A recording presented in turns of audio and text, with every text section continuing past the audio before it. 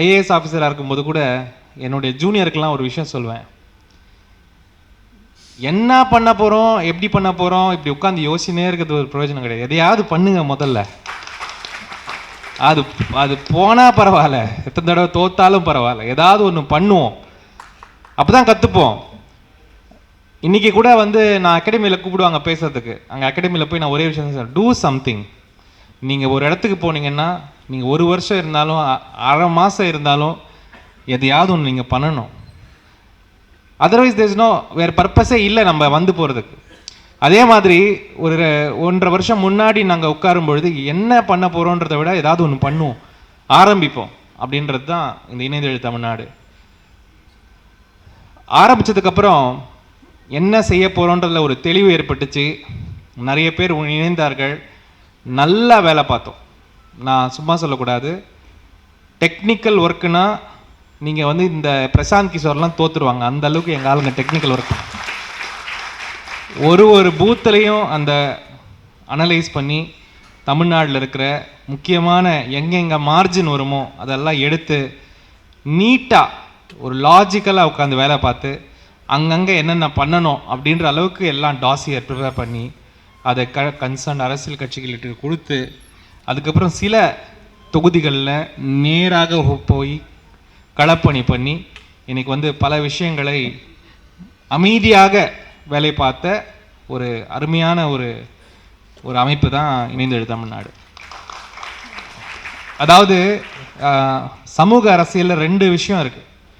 ஹிந்தியில் சொல்லப்போனால் அது சங்கர்ஷ்னு சொல்லுவாங்க, போராட்டம். அது ஒரு விதமான சமூக அரசியல். இன்னொரு சமூக அரசியல் நிர்மாண், ஒரு விஷயத்தை கட்டமைக்கிறது. இது 2மே சமூக அரசியல் தான். இப்போது போராட்டம் ஒரு பக்கம் இருக்கும்போது சில பேர் அமைதியாக வேலை பார்த்துட்டு இருப்பாங்க. ஒரு விஷயம் ஒருத்தங்களுக்கு ஒரு முதியோர் இல்லம்னு வச்சு நடத்துவாங்க. நம்ம நினைக்கலாம் இவங்க போராடலைன்னா, ஆனால் அவங்களதும் போராட்டம் தான். அந்த நிர்மாண் வேலை இருக்குல்ல, அது ரொம்ப முக்கியம். சில சமயம் நாங்கள் இணையதழி தமிழ்நாட்டில் இந்த டைம் எலெக்ஷன் டைமில் நம்ம அந்த வேலையை பார்க்கணும். நம்ம அரசியல் கட்சிகளுக்கு உதவியாகவோ இந்த பாசிச சக்திகளை எதிர்ப்பவர்களுக்கு நாம் உறுதுணையாக இருக்க வேண்டும் என்பதில் ரொம்ப கிளியராக இருந்து வேலை பார்த்தோம். அதனால் வேலையை பொறுத்த வரைக்கும் மிகவும் அருமையாக தெளிவாக என்ன செய்ய போகிறோன்றதை வரையறுத்து செய்த ஒரு அமைப்பு. கண்டிப்பாக இதுக்கு முன்னாடி இது எப்படி போகணும் அப்படின்றதுல எனக்கு ஒரு ஐடியா இருக்குது. அது நான் இணையதழி தமிழ்நாடுகிட்டையும் நான் ஷேர் பண்ணியிருக்கேன்.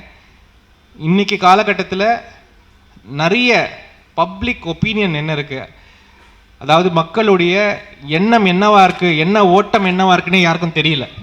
ஏன்னா பல பேர் எல்லாம் ஒன்று மீடியாவை பார்க்குறோம், இல்லைனா வீட்டில் உட்காந்து பேப்பர் படிக்கிறோமே தவிர இந்த ஊர்களுக்கு சென்று மக்களுடைய என்ன ஓட்டம் என்னவா இருக்குன்றதே யாருக்குமே தெரியாமல் போயிடுச்சு. அந்த பப்ளிக் ஒப்பீனியன் ரிசர்ச் பண்ண வேண்டியது என்னை பொறுத்த வரைக்கும் இணையதழி தமிழ்நாடுடைய முக்கியமான ஒரு வேலை. மக்களுடைய என்ன ஓட்டம் என்னவா இருக்குன்னு தெரிஞ்சாதான் நம்ம அடுத்த வேலையை பார்க்க முடியும். அந்த வேலைகளை இணையதழி தமிழ்நாடு இங்கேருந்து எடுத்து செய்யும். அப்புறம் சண்டை இன்னும் முடியலை, ஒரு பாதி லெவலில் நிற்குது. கண்டிப்பாக நமக்கு ஒரு பெரிய வெற்றி தான்.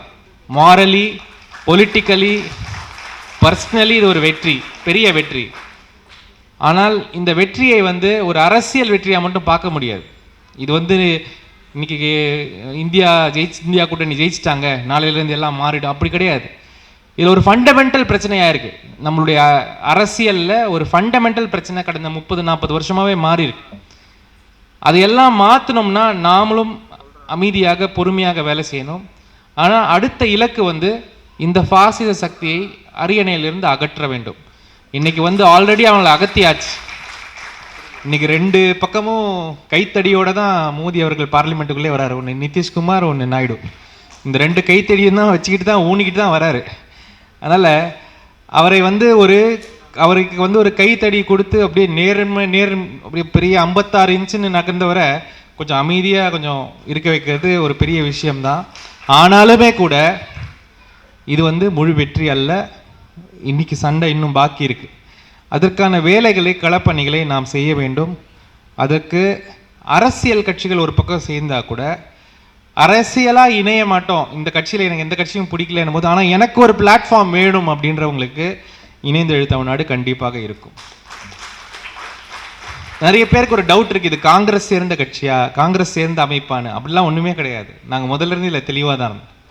காங்கிரஸ், கம்யூனிஸ்ட், தலித் கட்சிகள், இல்லைன்னா விவசாய கட்சிகள், இல்லை இஸ்லாமிய கட்சிகள், இல்லை கிறிஸ்தவ கட்சிகள், யார் அரசியலமைப்பு சட்டத்தை ஒரு பெரிய விஷயமாக நினைக்கிறார்களோ அவர்கள் எல்லோருக்கும் சேர்ந்த ஒரு அமைப்பு தான் இந்த இணைந்து எழு தமிழ்நாடு. இதுல ரெண்டாவது, இது இந்தியா மாதிரி இவங்கெல்லாம் வரவே கூடாதுன்னு நிறைய அமைப்புகள் இருக்காங்க. இந்த அரசியல்காரங்களாம் வரவே கூடாது. இந்த அமைப்பு அப்படி இல்லை. எல்லா அரசியலும் வாங்க, நீங்க அரசியல் இருந்தாலும் பரவாயில்ல, இல்லைன்னாலும் பரவாயில்ல, வீட்டில் இருந்து நீங்க வாட்ஸ்அப் மட்டுமே பார்த்துட்டு இருந்தாலும் பரவாயில்ல, எல்லாரும் இணைவோம்ன்றதான் இணைந்து எழு தமிழ்நாடு. அதனால இதுல யாரையுமே ஒதுக்குற விஷயம் கிடையாது, யாரையுமே ஒதுக்கி போங்கன்னு சொல்ல மாட்டோம். எல்லாருமே இணையணும். அரசியலமைப்பு சட்டத்தை ஒரு பெரிய விஷயமாக எடுத்து முன்னோக்கி நகரும் ஒரு இயக்கம். இதுல எத்தனை பேர் இணையறாங்களோ அதை வைத்து தான் முன்னோட இது ஓட்டம்.